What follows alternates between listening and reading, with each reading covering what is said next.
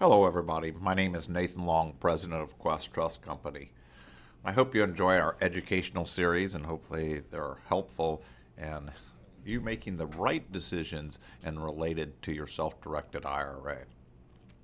I like this class. I think I'm going to try to take a very realistic look at problems people have inside their self-directed IRA when we're talking about directly owning real estate in an IRA. Hopefully it'll be helpful. I'm not going to give a lot of education on that, but as I look at this is what I'm going to do. I'm going to clearly define what I see as a problem people have, or I've noticed over the years problem that people have, and then I'll try to define the different solutions to that problem. There's typically more than one solution to each problem, and no solution works well for everybody. So hopefully that works for you. It is important to understand as I talk about these things that I'm only giving information from an educational purpose. I'm not providing tax, legal, or investment advice. I'm not endorsing any products, and certainly at Quest we never sell anything or services. Only thing we do, or the way we make our money, is by processing transactions. That's good transactions and bad transactions, people. It is a self-directed IRA. So ultimately, you are in charge of making the correct decisions for your IRA, and the education that we're putting out here is to help you, to guide you to know where to get, what to look at, how to talk to. But I always suggest using professionals at every step of the way. Always use good attorneys or, if necessary, accountants and financial planners to be able to do the things. So let's take a look. Problems and solutions, because anyone that wants to pretend like there's no problems with owning real estate in an IRA, I think is just putting their head in the sand, because it is more difficult. It's more difficult, and why? Well, there's all different ways to own real estate. Real estate can be very complex. And with IRAs, it's not necessarily that we are adding a layer of complexity to it, but it's mostly that do I apply these very complex transactions to an IRA where I'm having to feed all the information to my custodian. It's not like I'm making those decisions. If something needs to be signed, my custodian has to sign it. If something has to be funded, my custodian has to send the money. So let's look at it. How do we fix these different problems and things? So the first thing I want to talk about is the need to form an entity inside the IRA. That seems to be the knee-jerk reaction to everything. Well, what we'll do is we form an LLC and it will solve these problems. I'll be the managing member of the LLC, or maybe we'll use a trust or some other entity as a thing. And there's certainly some problems whenever we do this. It does solve some of the problems. It makes it easier if you have an LLC or a trust to directly relate, because you're now signing the checks and doing the transactions and going to the closing and paying different people. So it would make it drops off a step. It can also reduce your IRA fees, right? If your IRA fee schedule is based off of how many assets you own, we have different fee schedules and the fees work out differently for different places, but it could greatly affect what you pay, because we do pay transaction fees and fees for closing and wire fees when we send out wires, where those fees could be greatly reduced. But for most people, this doesn't work and creates more problems than the solutions that it handles. So I'm not telling you that not to use an LLC or a trust, but for most people, it's most likely not the answer. So I'm going to define the problems, and then we're going to look at the solutions. Problem one with using an LLC or a trust, or the biggest problem, comes to disqualified people. You see, there are people who are disqualified from doing business with the IRA. They can't buy, sell, trade, or extend services to and from the IRA. Well, who are those people? They're basically start with the IRA owner, right? You are a disqualified person to your IRA. Why is that? Well, the idea with your IRA is that money's not really yours. It's held in trust. You get to make all the decisions as to what happens with that money, you can decide with it, but those decisions must be for the benefit of getting the IRA bigger. Your benefit is when you take it out whenever you retire, right? And this is true of all the different types of accounts, not just IRAs. So what I'm talking about is true of traditional IRAs as well as Roth IRAs, SEP IRAs, simple IRAs, the solo 401k, or sometimes it's referred to as the individual 401k, right? ESAs, education savings accounts, and HSA health savings accounts. All of these have these same disqualified person rules that you, as the IRA owner, can't do certain things with your IRA. You must treat it separately. You can't buy anything from your IRA. You can't sell anything to your IRA. Even if you're doing it at fair market price, it doesn't matter. They're not going to regulate it. All right. In addition to that, you can't extend services. Well, what do they mean by extend services? I mean, typically extend my credit. I can't have the IRA borrow money and my credit be online or something else.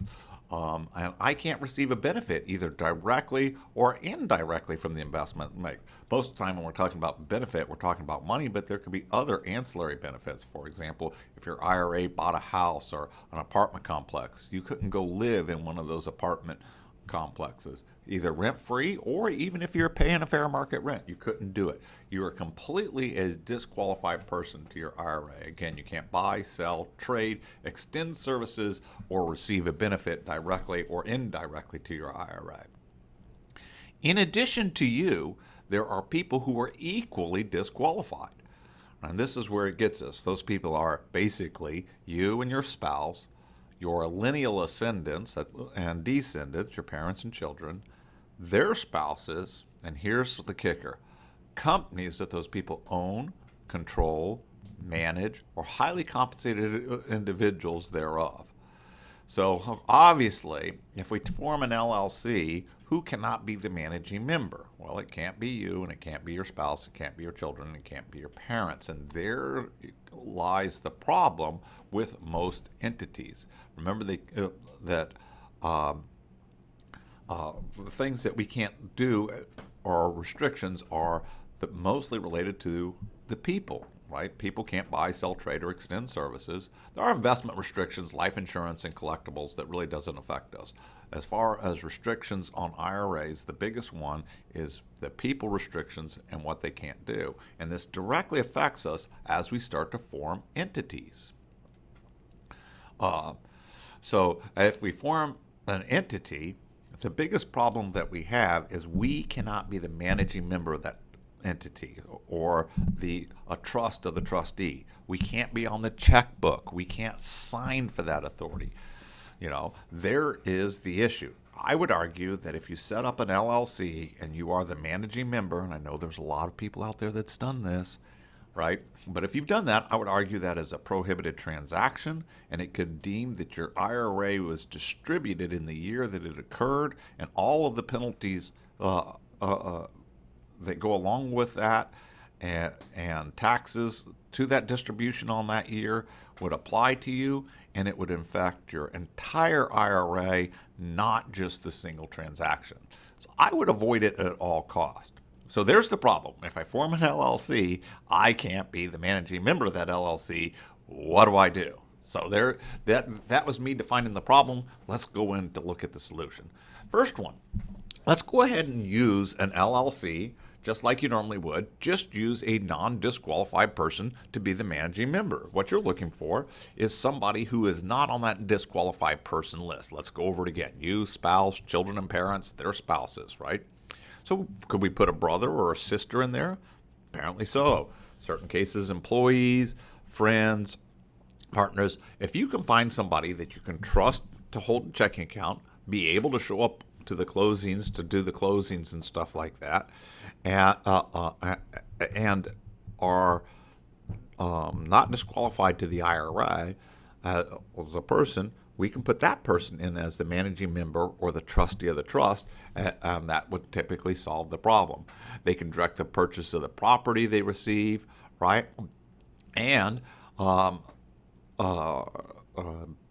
handle all of the transactions involved. Again, the person is going to have to be a fairly trusted person, somebody that's close to you. It's unlike Quest, if I run away with your money, I got the federal government chasing me. As soon as you form an LLC or put something else in there, you're going to have that trusted relationship with that person. So some people either have a hard time having that trusted relationship or don't feel comfortable with the distance between them and the checkbook and that IRA. And so sometimes this thing doesn't work. Another use is the solo 401k.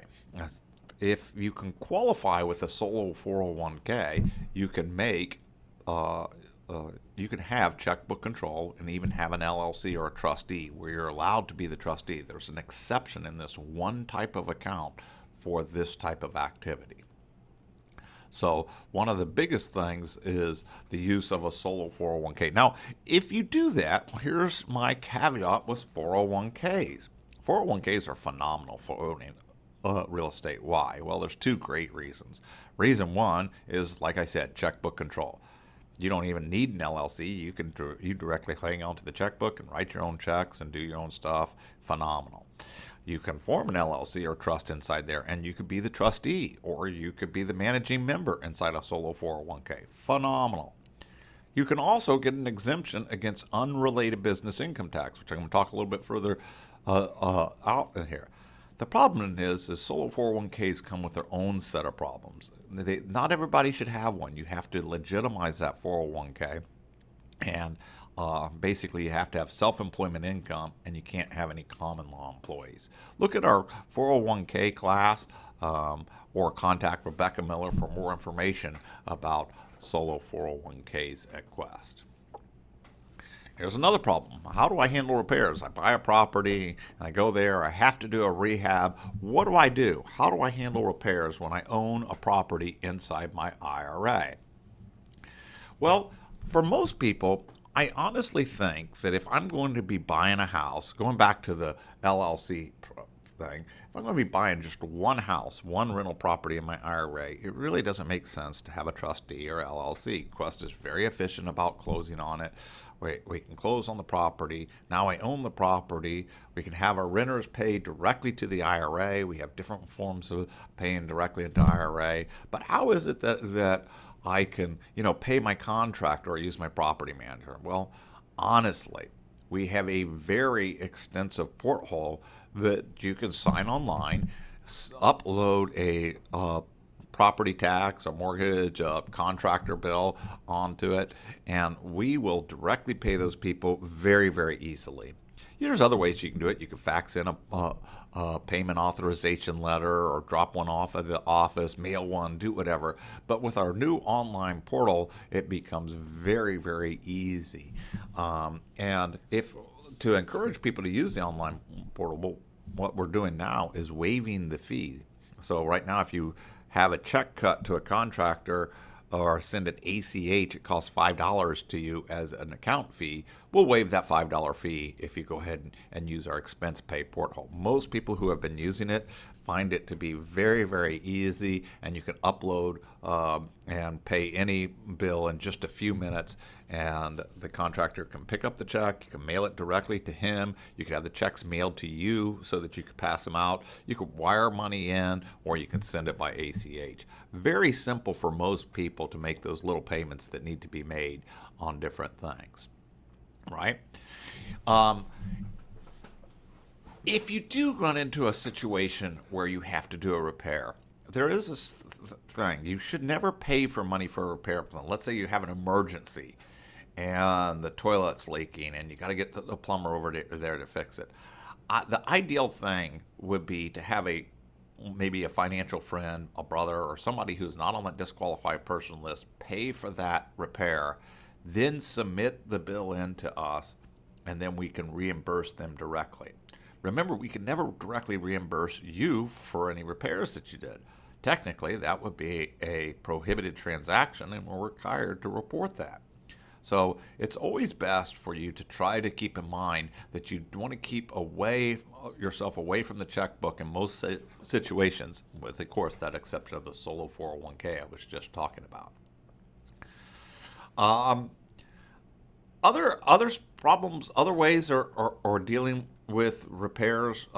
Again, if you did have a trust in there, you would directly be paying them. I've also done this. I've set up a property manager in there, or had a property manager that would, they submit the repairs and all the things, or a general contractor. Sometimes that general contractor doesn't have to be a professional. It could just be a disqualified person that's holding a checking account, and we put some money over in that checking account, maybe held by Bob or something like that, and they can write out the different checks for the different repairs. And as long as that money's held in a checking account with them. It could be a professional contractor, it could be a professional property manager, or it could just be your friend Bob. That would be fine too, as long as it's not you. Should you do repairs on your property? The answer is equivocally always no. Never, ever, ever swing the hammer. You must always, you can do everything to make your IRA bigger. You make all those decisions about who to rent and contracts. You can apply your knowledge as a realtor or an attorney to this deal to be able to provide benefit to the IRA. But as soon as you go out there and start to work on that property that would be deemed a prohibited transaction, you want to avoid that at all costs. If for some reason you had to do something, you certainly wouldn't want to tell your friendly IRA custodian. They may have a reporting requirement to report a prohibited transaction. So please don't do repairs. This is one I get a lot. Has any of you real estate investors ever gone over on a rehab? And the answer is, if you're a real estate investor, yes.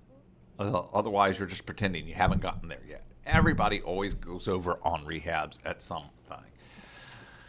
The problem is, if I go over on a rehab and the property's owned in my IRA, I may have a limited amount of funds. There's only so much, even if I have money or if I have credit, that doesn't mean my IRA has money or credit. So what happens if I go over on a rehab and there's not enough money in the IRA?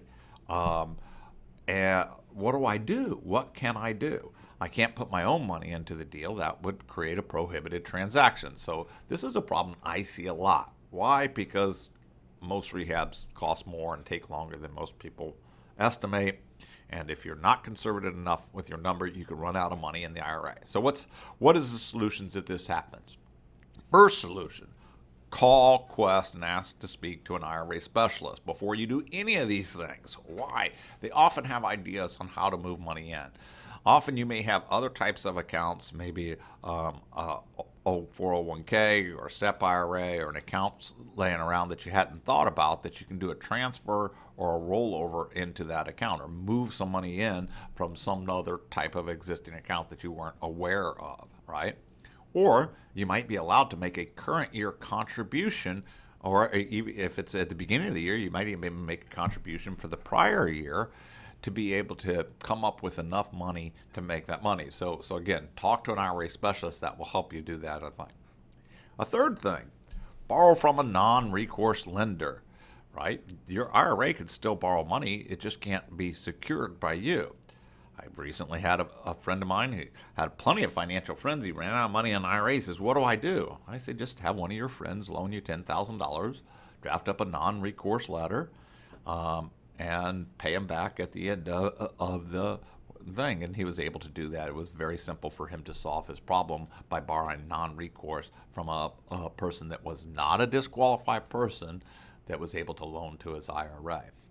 But always contact an IRA specialist if you go over rehab, because we could also possibly borrow from North American Savings Bank or some other type of lender. There's also hard money banks that do non-recourse loan.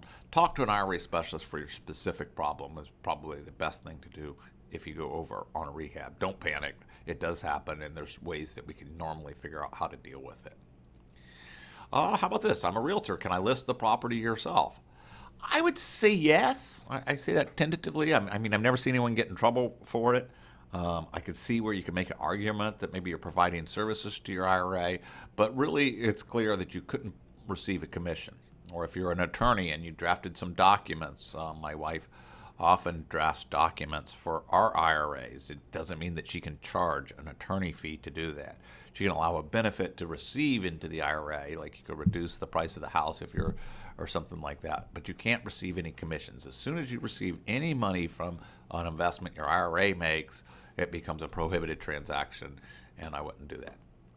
Could I be the property manager of the property? I think you can, but you can't touch the money under most circumstances, right? You can't have rent payments go into a checking account that your name's on.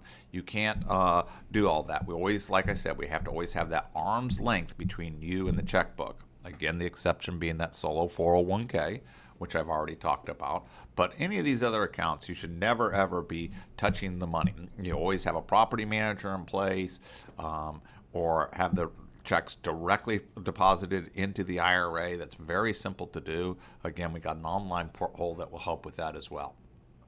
All right. Here's one of the worst things I think I'm going to talk about as we deal with real estate inside an IRA is, can IRA investments be taxable? And the answer is there is certain times when an IRA can do an investment that creates taxes. Let's not get this mixed up. This is not the same thing as doing a prohibited transaction. Prohibited transactions are fines, right? They're very punitive. It's prohibited and not allowed. These are investments that are allowed inside the IRA but create tax. Not tax to you personally, but actually tax to the IRA as an entity in itself. And the IRA has to file its own tax return, the tax return form is called a 990T, and pay tax. Let's take a look at those situations. Unrelated business income tax usually doesn't affect us as real estate investors inside IRA. Typically, we're talking about when we own a business.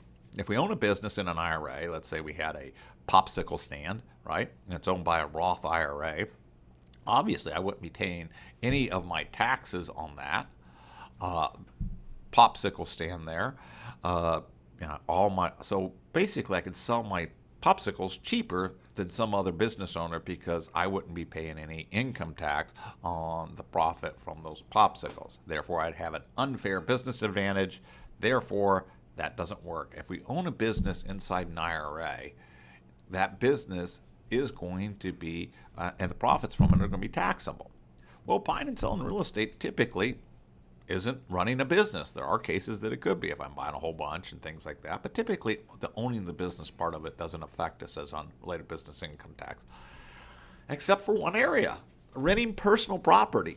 You see, if I buy something like a mobile home and that mobile home is not attached to a piece of land, that mobile home is just sitting there, as I own that mobile home, it's personal property, and if I rent that, that is running a business, and that goes same with like medical equipment or storage containers.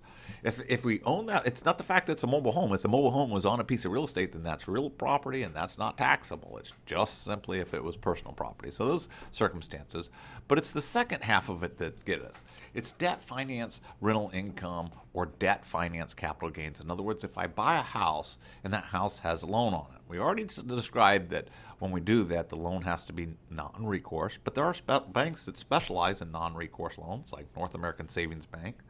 There's also investment strategies, buying like subject to the existing loan, or borrowing from other types of lenders or even private lenders, non-recourse. So there's lots of ways that we can still buy property inside of IRAs with debt leverage property or buy them with a loan. Don't get confused.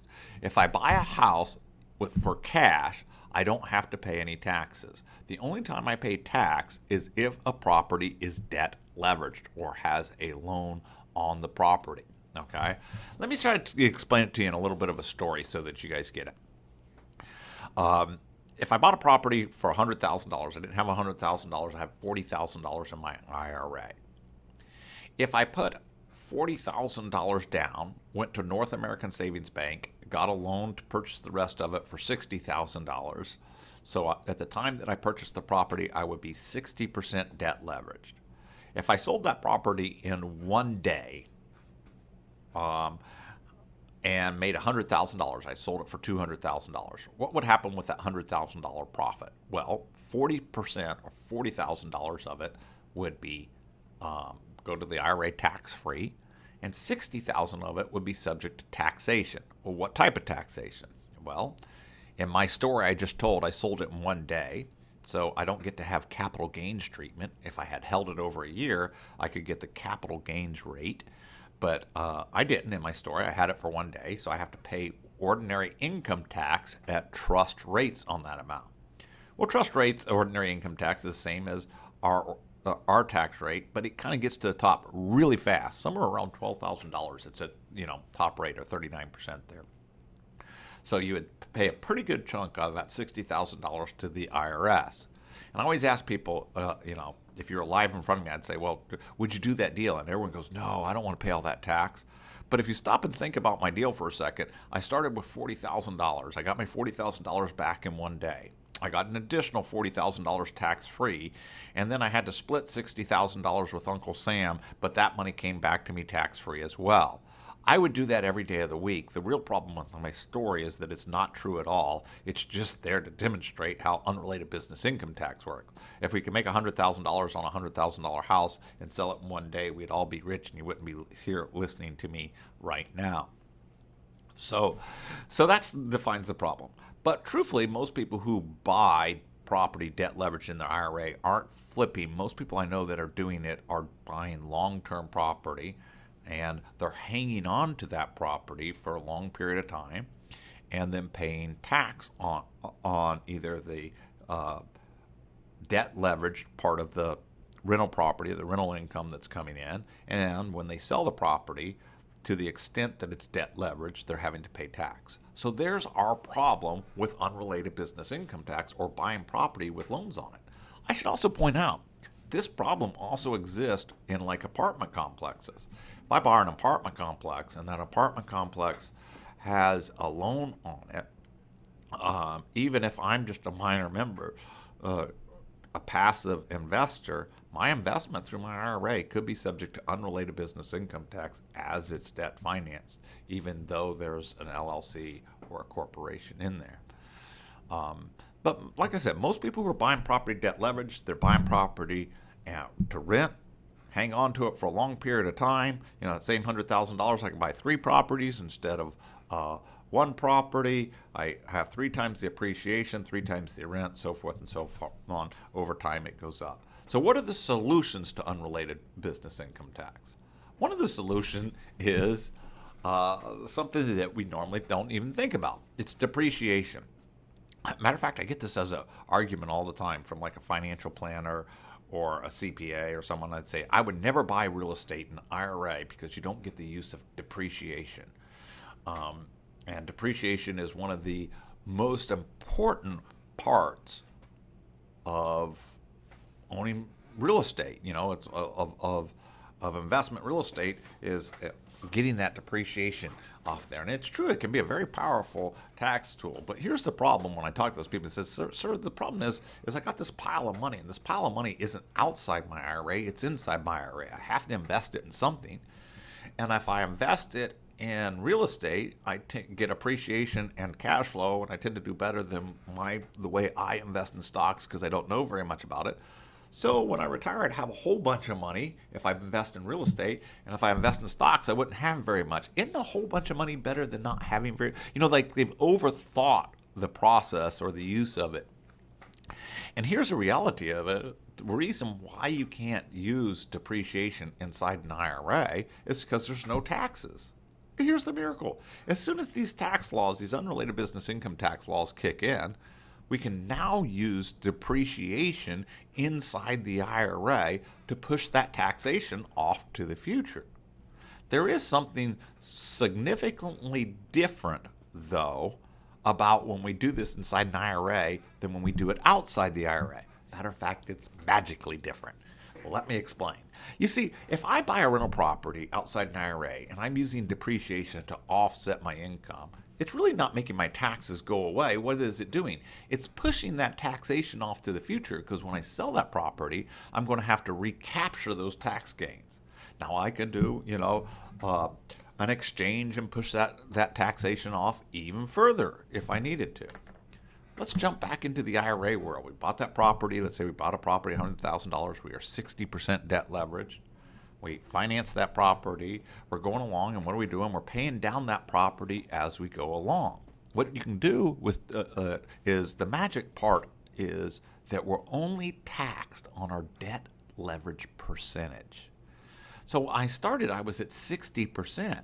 What would happen if I continued to use depreciation to push off that taxation that I had to the future, and eventually I paid off the property or had what we call an average indebtedness of 0?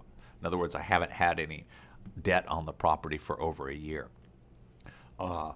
And at that time, I sold the property. Would I have to recapture the depreciation? Well, I'd only have to recapture it to the extent I was debt leveraged. If the amount of debt leverage at the time that I sell it is 0, how much tax do I pay? 0. Sometimes the unrelated business income tax is simply a paperwork problem. I have to file the 990Ts to use the depreciation to push the taxation off to the future and try to pay the property off prior to selling it. If that's my general plan, that works great. This doesn't always solve everyone's problems. Like I mentioned with the apartment complexes, typically with apartment complexes or commercial property, we never really pay off the debt. Often what we're doing is we might even increase the debt as we go along to take some of our property off the table. So depreciation doesn't solve all the problems, but for a lot of people that are doing the buy and hold, paying down the property over a period of years, depreciation is a magic bullet. It works great. What's another one? This is a C corporation. Under the new tax laws especially, this can become a very important thing. See, an IRA, rather than using an LLC or a trust, we could form a C corporation. Most of the time when we're investing in real estate, we don't use C corporations because you pay tax at the corporate level, and then you continue to pay tax. You have to pay tax again as it's distributed to you, so you'd have to pay a double taxation. But to an IRA, if we pay the tax at the corporate level, then the dividends remit to the IRA tax-free. We've already paid our tax. So this doesn't make the tax go away, is what it makes it do is manageable. If I were to set up, maybe I was going to have a group of people that were going to invest into an LLC that was going to buy a commercial property, and some of those are IRAs and some of them are individuals. I may have the individuals buy directly into the LLC while I set up a C corporation for the IRAs to buy into, and then the C corporation could buy into the LLC. Why do that? Because then all my IRAs could just simply pay the tax at the corporation level, which would be a much cheaper tax under a lot of circumstances, and it'd be much simpler than filing a 990T, and then the dividends remit to the tax. So again, it doesn't solve everybody, but sometimes just form that C corporation and invest in it as a taxable entity, and then then the IRA wouldn't have to pay any tax on that because we're paying it at the C level. The third solution to the unrelated business income tax, I've alluded to this all throughout the speech, which is the solo 401k. That's right.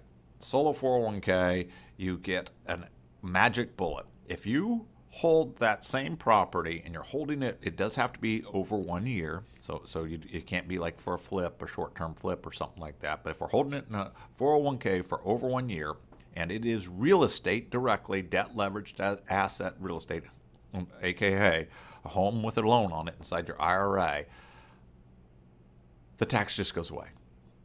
It just disappears. You don't even have to worry about it. It's like we just take it off the board. It's amazing exemption. It's the only account that this applies in is the solo 401k. Okay. Again, what is the problem of solo 401ks? Comes with its own set of problems and its own set of solutions.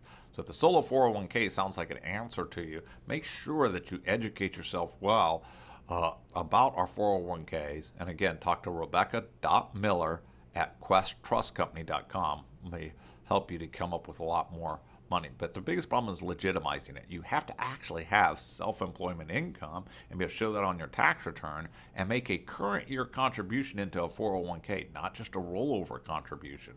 And so we must make sure. But there's other problems with 401ks. They can be dangerous. You have reporting requirements that you don't have with IRAs. You have a lot of dangerous responsibility in understanding prohibited transaction, and the record keeping can be very onerous if you don't know how to do it. But again, there's also a lot of advantages, like I've talked about, like checkbook control, large contribution limits. You can actually loan money even to yourself under certain limited circumstances.